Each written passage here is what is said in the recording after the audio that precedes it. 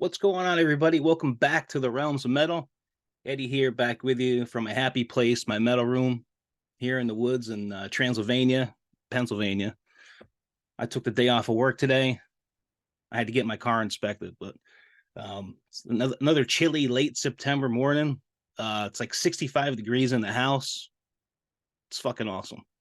Got my hot cup of coffee, and I'm ready to talk about some metal. Now, I thought it'd be a fun video. Earlier in the week, I was listening to Ozzy Osbourne's The Ultimate Sin, and Shot in the Dark came on, right? So, like, I was just talking to myself, as I usually do. Like, what a great track Shot in the Dark is. Like, what a great closer for a record, right? So I thought it'd be fun to, like, go through some records and look at albums that have the best track as the closer, or maybe arguably the best track as the closer. And I'm going to say some of these to you. We'll go over some records. We'll talk about some records. And you're going to say, Eddie, you're off your fucking rocker. No shit. I've been off my rocker for the last 5 fucking years. But all kidding aside, they're the best, or arguably the best on the album. You probably disagree with some of them, and it's all good. You know, it's just, this music is all subjective and means different things to different people. But I thought it'd be kind of a fun thing to do. So let's start with Ozzy Osbourne's Ultimate Sin. This came out in 1986 on Epic Records. Last track is Shot in the Dark, and such a great track.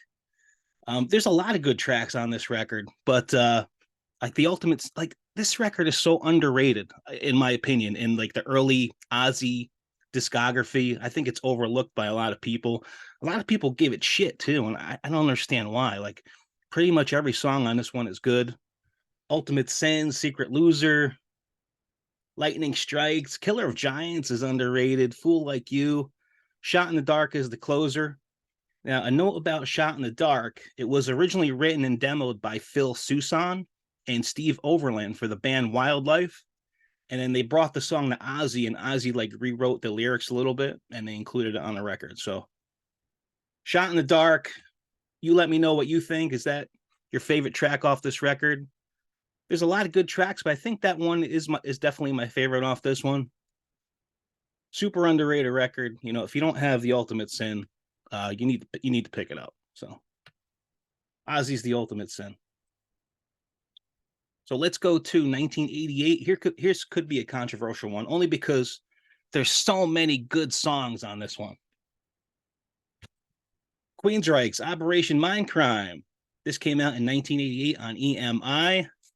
The last track is Eyes of a Stranger, which is probably my favorite track off of this one, although there's so many good ones. Like, this album was a monster when it came out, if you guys remember. Revolution Calling, the title track, Operation Mindcrime, Speak, Spreading the Disease, Sweet Sister Mary is really good. That's an underrated track. The Needle Lies is another really good one. Breaking the Silence is fucking epic. I Don't Believe in Love is another one. But I'm going with Eyes of a Stranger on this. You know, let me know what you guys think. What's your favorite track? But Eyes of a Stranger, Queensryche, fucking awesome. Another record everybody should have in their collection.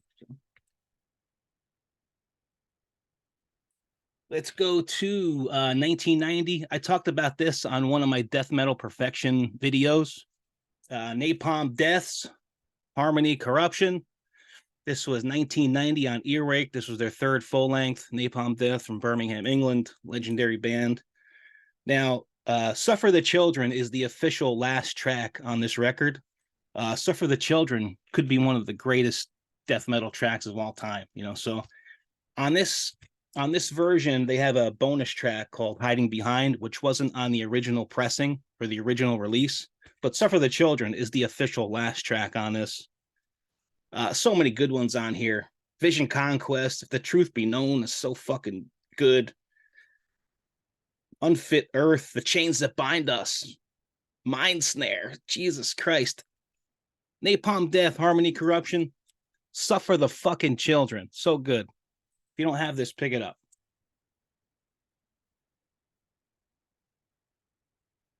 Let's go to. I have that on CD as well. And even on this, I had the CD since I was a kid, and even on this CD, the bonus track is hiding behind. If you can see that. Let's go to 1997. Here's a really good one. Judas Priest, Jugulator.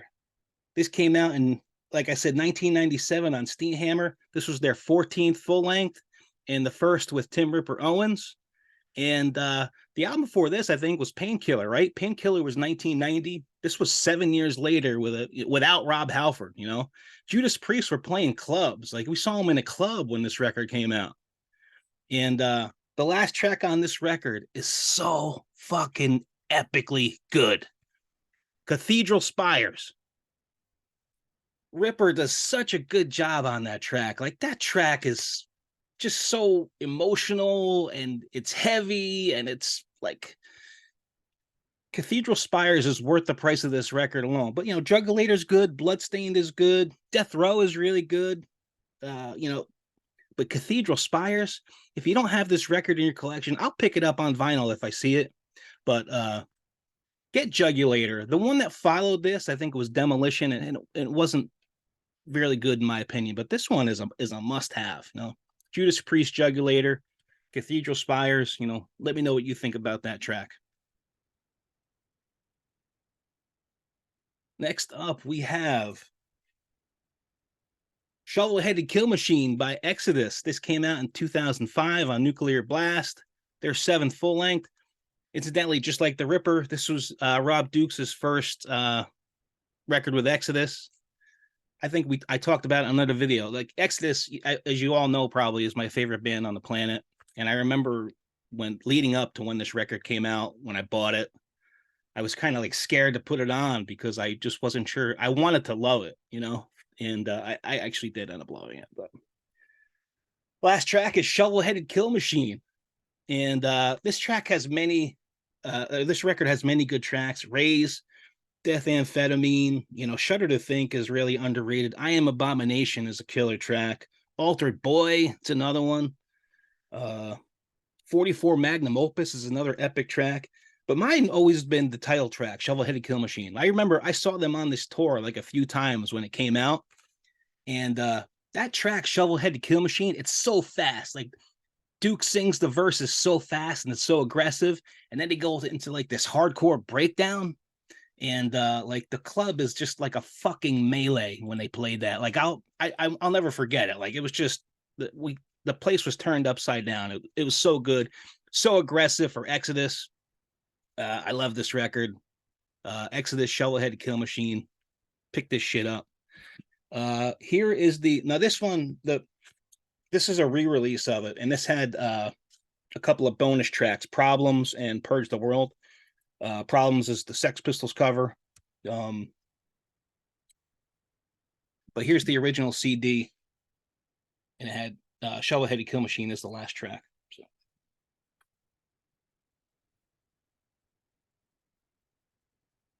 Let's go to 1995. Let's talk some black metal.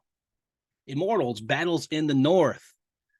This was my first Immortal record, and I had it back then, and I didn't like a lot of black metal back then. This was like one of the first black metal albums I ever bought, along with like Marduk's Dark Endless I had back then. I had Sam Miles' Ceremony of Opposites, if you want to consider that black metal. I know a lot of people do. But Immortal from Norway. This was their third full length. The last track is Blashik Mighty Raven Dark. And even though I think this is probably Immortals of their earlier stuff, their strongest one, you know, Blashik Mighty Raven Dark is my favorite. Battles in the North, At the Stormy Gates of Mist. I mean, geez. Descent into Eminent Silence is a really underrated Immortal track. This album is so raw. I love the guitar sound on it. Like this album kills, man. So tell me what you think of Blashik Mighty Raven Dark if you're not familiar with Immortal. It's an epic track. Like it kind of like slows down. You get this like they isolate the guitar and you just hear this like melody, and then you hear it's just so good. It's epic. You got to listen to it. Immortals Battles in the North. So let's go to 1993, the legendary Death, Individual Thought Patterns. This was their fifth full length on Relativity Records. And this was a no-brainer for me. The last track on here is The Philosopher, which is probably my favorite Death track out of all of them, to be honest with you. But great record nonetheless. Overactive Imagination in Human Form. Mentally Blind is on here. Like, really good stuff. Death, Individual Thought Patterns. Let me know what you think. I don't see how anybody could say The Philosopher is not the best track on here as a closer, but let me know what you guys think. Let's go to 1987. The Love Boat, the Hate Tank. MOD, USA for MOD. This was their first full length on Megaforce. Legendary MOD from New York City. I think they're based out of Texas now. But I remember having this as a kid, man, when I got it. I loved it, man. I had the cassette when it came out, and I was like, shh. Everything about this record just screams like fun. You know, it's just a fun record to listen to. A lot of the songs are short. They're catchy, you know. But the Hate Tank is such an aggressive track, and it's always been my favorite off of this. This was the original that I had when I was a kid on CD. I had it on cassette too, but I don't know what happened to the cassette. But I mean, so many legendary tracks. Aren't You Hungry? Get a Real Job. Executioner. Please Don't Feed the Fucking Bears. Thrasher Be Thrashed. Bubble Butt. How fun is Bubble Butt? Man of Your Dreams, the one about Freddy Krueger. Captain Crunch. Spandex Enormity. Don't talk to me. Talk to Nick. Talk to Nick. Short but Sweet. AIDS. Ruptured Nuptials. I mean, come on. Ode to Harry. How fun is that track? But Hate Tank takes the cake for me. Legendary record in the world of Eddie. So let me know what you guys think about this one. I love this one. It's probably one of my favorites of all time. USA for MOD. This one could be controversial. Michael. Yes, Daddy. It's 8:30, boy. Time you're in bed. But Dad. Don't argue with me, Michael. Grim Reaper's Fear No Evil. 1985 on Ebony. Grim Reaper, their second full length from Worcester, England. I love the old Grim Reaper stuff. The first three Grim Reaper albums are gold for me. But I'm going with Final Scream on this one. Like, I know this has a lot of great tracks in it, and you might say Fear No Evil is probably the best track. Never Coming Back, Lord of Darkness. But I always liked Final Scream. It was, to me, the best and most fun track, especially with that intro. So Grim Reaper's Fear No Evil. You know, let me know what you guys think. What's your favorite track off of this one? Like I said, I'm going with Final Scream. So let's go to 1992. This could be a controversial pick. Alice in Chains, Dirt on Columbia Records. Alice in Chains from Seattle, Washington. This was their second full length. First one being Facelift. Last track on here is Wood. And to me, that's my favorite track off of this. It always has been. There's a lot of great tracks on here, though. You got Them Bones, Damn That River. I think it's gonna rain. I'll stop singing. Rain When I Die. Down in a Hole. Fuck. Angry Chair. Like, great record. Alice in Chains, Dirt. I'm going with Wood, although there's many great tracks on here. Let me know what your favorite track it is, but everybody's got this record. I don't have to tell you to pick it up. You probably got it. So, okay, let's go to 1990. Here's Dio's Lock Up the Wolves. DL from New York City, their fifth full length on Warner Brothers. The last track is called My Eyes. It's kind of a ballady track. Now this is not, I always love that track. This is not one of Dio's best records, at least in my book, but it's a solid record. It's got decent tracks on it. Wild One, I think, is the one they did the video for. Hey Angel is decent. Between Two Hearts is decent. Lock Up the Wolves, the title track is decent, but My Eyes is so killer, man. So if you're not familiar with Lock Up the Wolves, check out My Eyes, YouTube it. It's a ballady track. It's so good. Ronnie James Dio, rest in peace, man. All right, let's get a little bit more modern here. Let's go to the mighty Megadeth, Sick to Dying in the Dead. 2022, Megadeth's 16th full length. This is on Universal. The last track on here is We'll Be Back. Now, I think that was the first track that they released for this record. And I remember, like, it was a YouTube thing. Like, it was like scheduled to come out on like a certain day. I think it was like a Friday or something at like 10 o'clock. And like, I was at work and I was like, I had it on my thing, I put my alarm on so I would make sure I listened to it right when it got released. And what a track We'll Be Back is, right? It's thrashy as fuck. It's got shredding solos. I mean, Sick to Dying Dead. Now, it's a thrash record, but it's not all thrash. You got some off stuff on here that Megadeth has been doing over the years, but I'd say for the most part it's a thrash record. But I wouldn't say it's a complete thrash record. But that song, We'll Be Back, will thrash your fucking balls off, especially in that part where they stop and they go dun dun dun dun dun dun dun dun, dun, dun. Just fuck. Now, if you got the digital version, there were 2 bonus tracks. Like I got this, I have the vinyl and I have the CD as well. But if you ordered the digital version, you got 2 bonus track, which were Police Truck, Dead Kennedys cover, and This Planet's on Fire, which was Sammy Hagar cover. And he did it with Sammy Hagar. So those 2 bonus tracks are actually pretty cool. But We'll Be Back is the official last track on this record. So good. I love this record. This might be my favorite modern Megadeth record. That's how good it is. Love this lineup. Mustaine's still killing it, man, after all these years. Like, it's love the guy.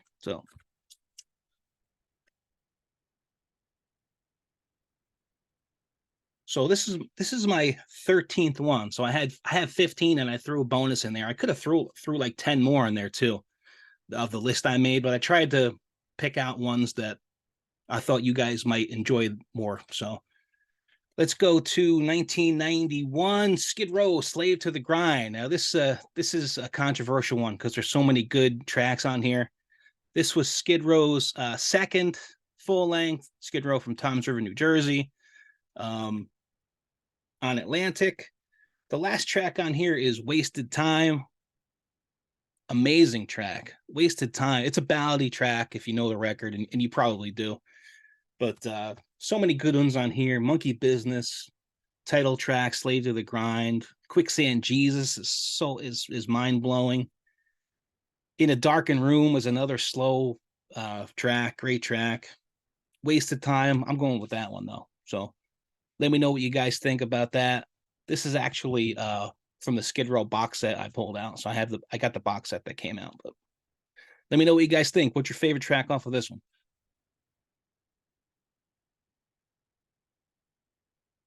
Now, this one could be controversial.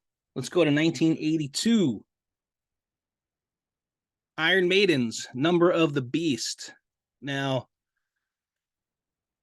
Hallowed Be Thy Name is the last track on here, and it's one of the best tracks, Maiden ever wrote, in my opinion. But, like, it's controversial because every track on here is good, Invaders, Children of the Damned, 22 Acacia Avenue, the title track, obviously Number of the Beast. You got Run to the Hills. I'm going with Hallowed Be Thy Name. You let me know what you think on here. But actually, I picked up, which I wanted to show you, the 40th anniversary edition on vinyl. And it's a triple vinyl. It's beautiful. So this was the 40th anniversary edition of it. It says here, Number of the Beast 40th anniversary, 82 to 2022. Includes Beast over Hammersmith, which was a live record. Triple heavyweight vinyl, 8 remastered tracks featuring the intended track list with Total Eclipse. For the first time on vinyl, you get Beast Over Hammersmith, and that's why I got this version, because I wanted that, and it's beautiful. It sounds beautiful. The description of it is LP1 with an alternate track listing compared to the original LP. Total Eclipse replaces Gangland on this one. LP2 and 3 includes the March 1982 concert at London's Hammersmith Odeon as part of the Beast on the Road World Tour as an official vinyl release for the first time ever, recorded just a few days before the release of Number of the Beast. So if you don't have this, I would highly recommend picking it up. This is one of my favorite vinyls that I have, and I listen to it a lot. So let me know what you guys think. I'll be that name. So here's another controversial one. This is my 15th one. This is from 1990, and this has so many good tracks on it. Slayer, Season of the Abyss. Slayer, the legendary thrash metal band from Huntington Park, California. 5th full length on Deaf American. I'm going with Seasons in the Abyss, although arguably you could put War Ensemble is amazing. Blood Red, really good. Spirit in Black, really good. Expendable Youth, really good. Dead Skin Mask, really, really good. Hallowed Point, really good. Skeletons of Society, I think that's one of Slayer's most underrated tracks. I just love the rhythm on. Skeletons of Society is so fucking good. Temptation, Born of Fire is another underrated track. I love the lyrics to Born of Fire. But I'm going with Seasons in the Abyss. You know, I remember they did the video for that. They were in the desert. You know, that was a staple of the old Headbangers Ball, you know, in the early 90s, the Seasons in the Abyss video.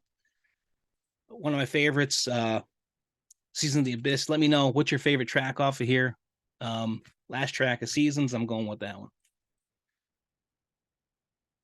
So I'll go with another. This is my bonus one. This is another kind of controversial one. The reason is because there's so many good tracks on here. Helloween, Keeper of the Seven Keys Part 2, 1988. Helloween power metal band from Germany. This was their third full length at the time on RCA Records. The last track on here is Keeper of the Seven Keys. Now, I had this on cassette when I was in the middle school. Like I used to have to walk to middle school from where we lived. And, you know, I had my Walkman, and I used to listen to, you know, whatever was out. I was kind of like just becoming a metalhead at like 11, 12 years old. And this was one of the cassettes that I had. And I used to get lost in this record. And that track, Keeper of the Seven Keys, is so epic. And I know, like, I listened to it a few times and I like knew the words right away. Like, that's how good the lyrics are to that track. It paints a picture in your mind. And I know there's so many good tracks on here. Pretty much they're all good. I mean, what makes it controversial? You got Eagle Fly Free. Dr. Steen is on here, which is one of their, you know, signature tracks.